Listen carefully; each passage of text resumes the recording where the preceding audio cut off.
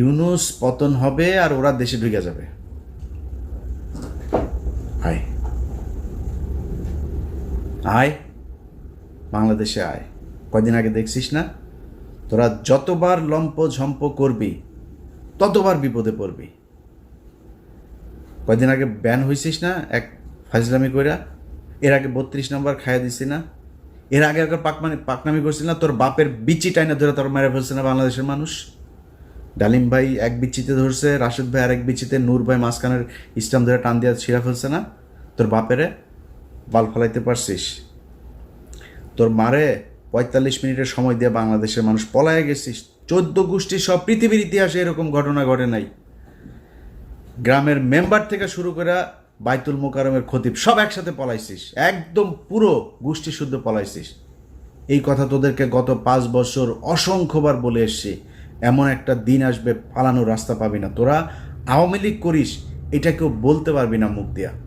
এসছে সেই দিন, অস্বীকার করছিস, ভাব দেখাইছিস, সেই 75-এর দিন আর নাই, এখন আসবে। এখন তোদের এমন অবস্থা হয়েছে যে তোরা সারা দেশে, ভাই আমি আওয়ামী লীগ করি না, আমি জামাত করি, বিএনপি করি, মাফ করে দেন আমারে। এই অবস্থা হয়েছে না তোদের?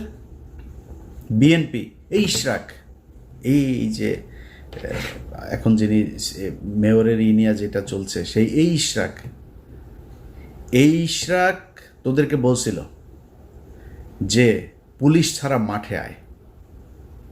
তোদেরকে 1 ঘন্টা সময় দেবে না বিএনপি। 15 বছর চেষ্টা চালাইছিস, বিএনপি ভাঙতে পারছিস? জামাতের শীর্ষ নেতাদের সব ফাঁসি দিছিস, ভাঙতে পারছিস?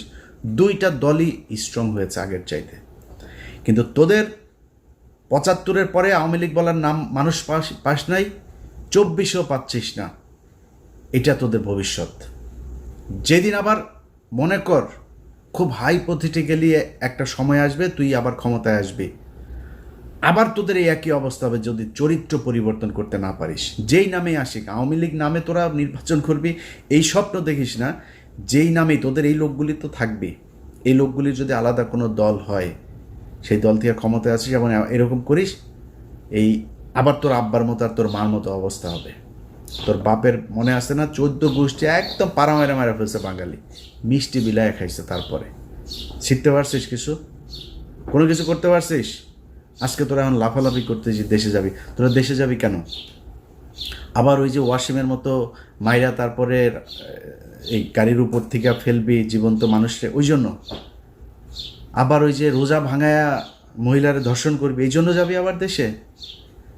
একটা মানুষকে মসজিদ থেকে তুলে নিয়ে যায়, তারপরে জঙ্গি বানায় তারে 1.5 মাসের বাচ্চা সহ তাদের উড়াই দিছিস বোম মারা, জঙ্গি নাটক সাজায়। এটাই তো তোরা আবার বাংলাদেশে যাবি, এই স্বপ্ন দেখিস? এত সাহস তোদের? যা, রাস্তায় যা। তোরা যখন যাবি কোন প্রোগ্রাম দিবি দে বল, কয়টার সময় যাবি, কোন জায়গায় যাবি বল।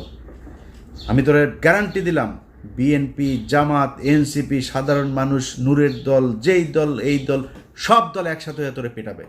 যা, সময় দে। তুই কবে আসতে চাস? ইশরাক তোদের বলছিল না পুলিশ ছাড়া? এখন পুলিশ নাই, এখন পুলিশ তোদের পিছনে নাই। আয়, রাস্তায় আয়, তোদের সাথে খেলবে। তোরা আবার বলতে পারিস যে আমি আমেরিকায় বসে বসে, আর বেটা আমেরিকা বসে দেশ চালাইতেছি, তুই কি মনে করিস? তোর বাপ পাকিস্তানে বসে দেশ স্বাধীন করছে না? আমি দেশ চালাইতেছি আমেরিকা বসে। আমি যা বলতেছি তাই, তুই যা, আমি তোরে কথা দিলাম। তোর যদি পেটাইতে না পারে বাংলাদেশের মানুষ, আমি কান কেটে ফেলাই দেব। যা, তোরা বাংলাদেশে গিয়েই কর। তোদের ভেতরে যদি মিনিমাম কোনো মনুষ্যত্ববোধ থাকতো, বিবেকবোধ থাকতো, মানুষ যা চিন্তা করে ওই চিন্তা যদি